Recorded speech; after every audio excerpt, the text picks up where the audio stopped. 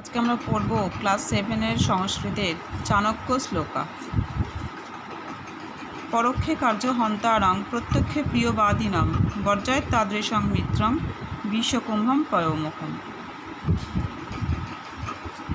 এর বাংলা অনুবাদ হলো, পরোক্ষে কার্য বিনষ্টকারী এবং প্রত্যক্ষে প্রিয়বাদী সেরূপ বন্ধুকে পরিত্যাগ করা উচিত। মুখে দুধযুক্ত অথচ ভিতরে বিষপূর্ণ কলসের মতো। অর্থাৎ যারা সামনাসামনি খুব ভালো ভালো কথা বলে কিন্তু আড়ালে গেলেই কাজের ক্ষতি করার চেষ্টা করে, সেই রকম বন্ধুকে ত্যাগ করা উচিত। কারণ তারা এমন এক কলসির মতো, যে কলসির মুখের মধ্যে অর্থাৎ উপরে থাকে দুধ কিন্তু ভিতরে থাকে বিষ। দুর্জন প্রিয়বাদী চ নৈতৎ বিশ্বাস কারণম মধুতিষ্ঠতি জিহ্বাগ্রে হৃদয়তু হলাহলম। দুষ্ট প্রকৃতির লোক প্রিয় কথা বললেও তাকে বিশ্বাস করা উচিত নয়। তার জিহ্বার ডগায় মধু থাকে কিন্তু হৃদয়ে থাকে বিষ। অর্থাৎ দুষ্ট বা খারাপ প্রকৃতির মানুষ, তারা যতই প্রিয় কথা ভালো কথা বলুক না কেন, তাদের কখনোই বিশ্বাস করা উচিত নয়। কারণ তাদের জিভের ডগায় থাকে মধু, অর্থাৎ তারা খুব মিষ্টি মিষ্টি কথা বলে কিন্তু হৃদয়ে থাকে বিষ, কিন্তু তাদের মনের মধ্যে খারাপ কিছু লুকিয়ে থাকে।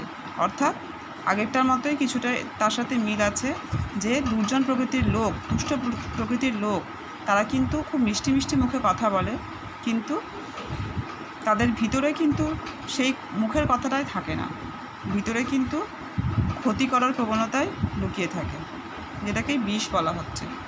অর্থাৎ ক্ষতি করার চেষ্টা করে। প্রথমে নার্জিতা বিদ্যা, দ্বিতীয় নার্জিতাং ধনম, তৃতীয় নার্জিতাং পুণ্যং, চতুর্থে কিং করিষ্যতি। জীবনের প্রথম অবস্থায় বিদ্যা অর্জন না করলে, দ্বিতীয় অবস্থায় ধন উপার্জন না করলে, তৃতীয় অবস্থায় পুণ্য অর্জন না করলে, জীবনের চতুর্থ অবস্থায় সে কী করবে? মানুষের জীবনের বিভিন্ন বয়সে বিভিন্ন পর্যায় থাকে। যেমন প্রথম অবস্থায় বা জীবনের প্রথম পর্যায়ে আমরা বিদ্যা অর্জন করি, অর্থাৎ পড়াশোনা শিখি। তারপরে একটা নির্দিষ্ট বয়সের পর আমরা সেই পড়াশোনা করার মাধ্যমে চাকরি, ব্যবসা, যে কোনো উপায়ে ধন উপার্জন করার, টাকা পয়সা ইনকাম করার চেষ্টা করি। আবার একটা নির্দিষ্ট বয়সের পর আমরা বৃদ্ধ হয়ে গেলে আর কাজ করতে খুব সক্ষম থাকি না, তখন পুণ্য অর্জনের চেষ্টা করি। অর্থাৎ তখন জীবনের বেশিরভাগ পর্যায়টায় প্রায় পেরিয়ে গেছে, তাই তখন আমরা কোনটা পুণ্য, কোনটা পাপ, কোনটা ভালো, কোনটা খারাপ, এগুলো অনেকটাই বুঝতে পারি জীবনের অভিজ্ঞতার মধ্যে দিয়ে।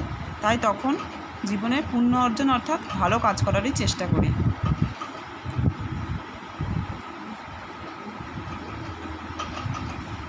আর যদি এগুলো না করা হয়, তাহলে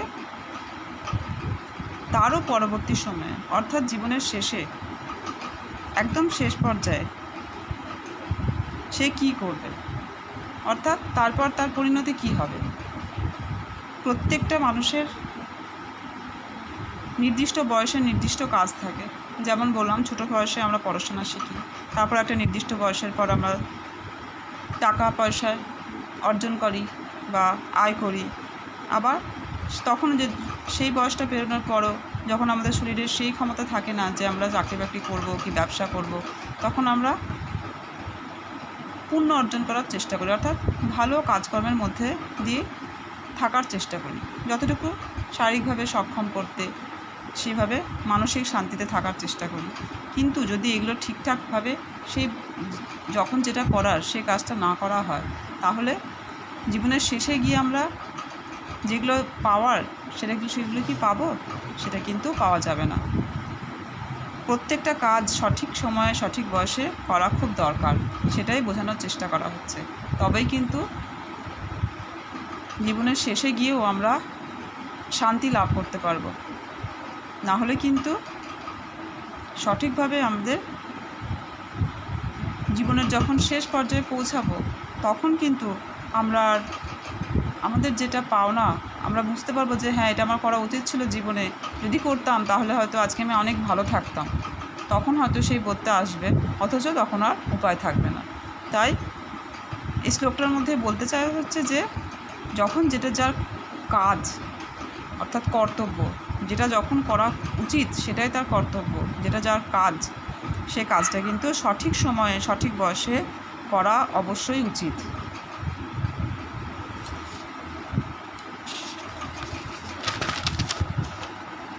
এর পরের শ্লোক হলো মনসা চিন্তিতং কর্ম বচসানা প্রকাশয়েত অন্যলক্ষিত কার্যস্য যত সিদ্ধির ন জায়তে।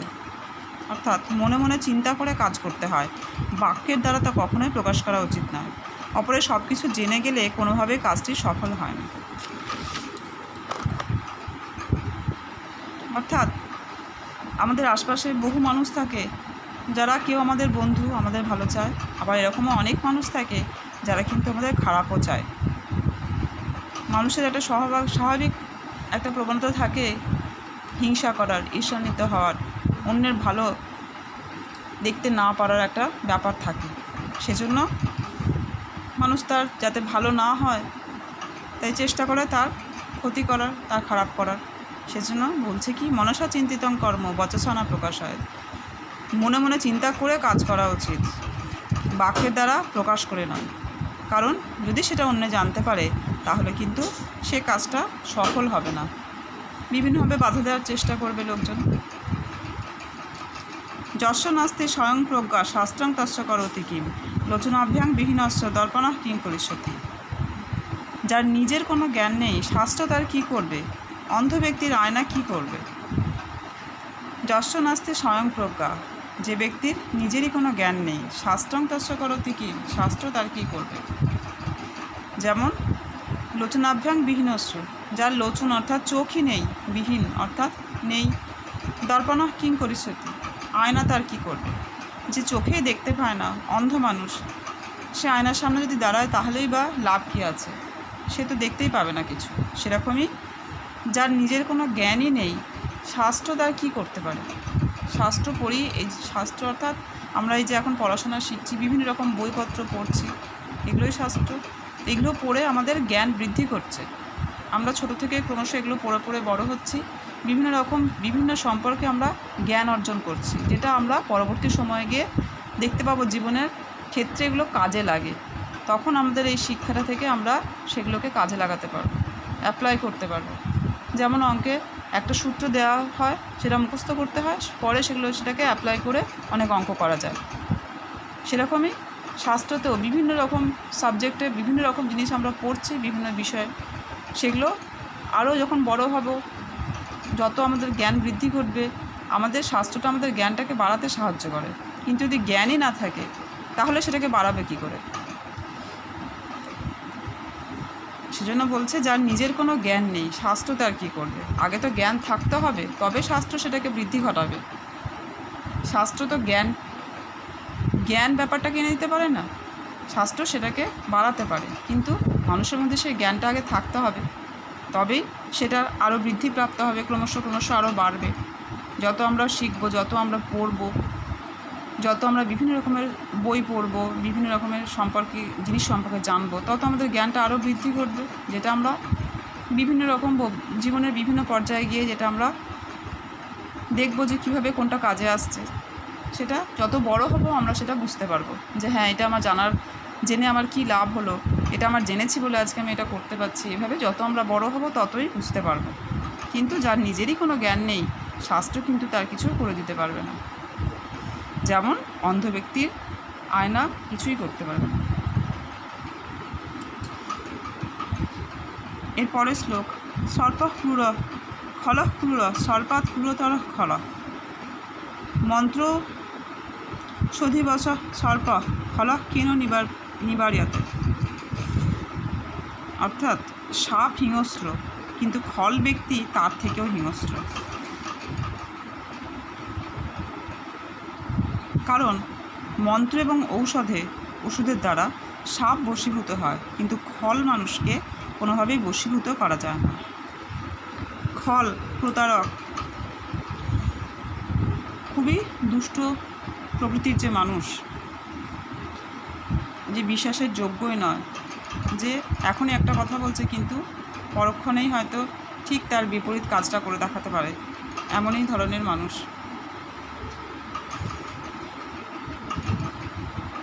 সেই মানুষরা কিন্তু বলছে সাপের থেকেও হিংস্র হয়। সাপ হিংস্র আমরা জানি, সাপকে জন্য প্রায় সবাই আমরা ভয় পেয়েই থাকি, কারণ তার ছোবলে আমরা তৎক্ষণাৎ হয়তো মৃত্যু ঘটতে পারে, অথবা কিছুক্ষণের পরেই আমরা মারা যেতে পারি, অর্থাৎ আমাদের মৃত্যু ভয় থাকে।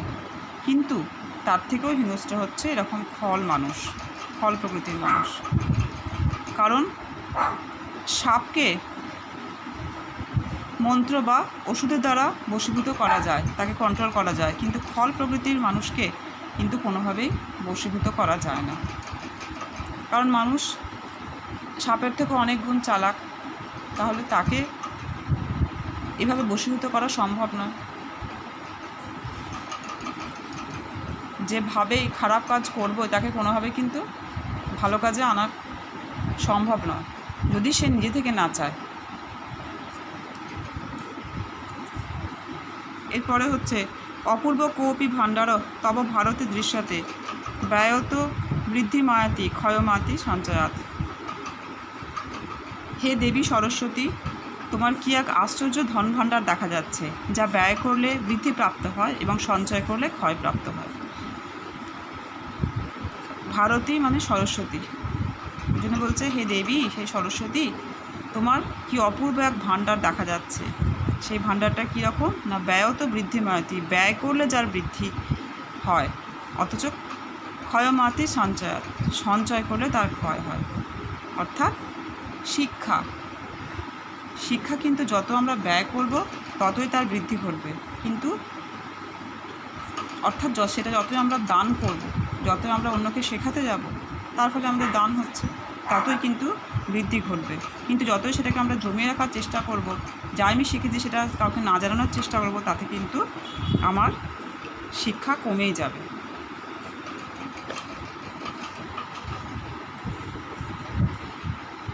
যো ধ্রুবাণী পরিত্যাজ্য অধ্রুবাণী নিষেবতে ধ্রুবাণী তস্য নশ্যন্তি অধ্রুবং নষ্টমেব হি। যে ব্যক্তি নিশ্চিত বস্তুকে পরিত্যাগ করে অনিশ্চিত বস্তুর পিছনে ধাবিত হয়, নিশ্চিত বস্তুটি তার নষ্ট হয়ে যায়, আর অনিশ্চিত বস্তুটি তো নষ্ট হয়ই। অর্থাৎ আমরা আমাদের কাছে যেটা আছে সেটাকে আমরা মূল্য না দিয়ে কখনো কখনো দেখা যায় যে অন্যের কাছে যেটা আছে সেটার দিকে বেশি ধাবিত হয়, বা আমাদের কাছে যেটা নেই তার পিছনে ধাবিত হয়। আমার কাছে যেটা আছে তার মূল্যটা কিন্তু আমরা বুঝতেই চাই না, তার ফলে যেটা নেই তার পিছনে, সেই অনিশ্চিত জিনিসটার পিছনে ছুটতে গিয়ে যেটা আমার কাছে আছে সেটাও আমি হারিয়ে ফেলি, অর্থাৎ নিশ্চিত জিনিসটাও আমার হারিয়ে যায়। অর্থাৎ যার কাছে যা আছে সেটা নিয়েই সন্তুষ্ট থাকা উচিত, কখনোই অন্যের দেখে তার প্রতি লোভ করে নিজের জিনিসটাকে নষ্ট করা উচিত নয়, সেটাকে মূল্যহীন ভাবা উচিত নয়।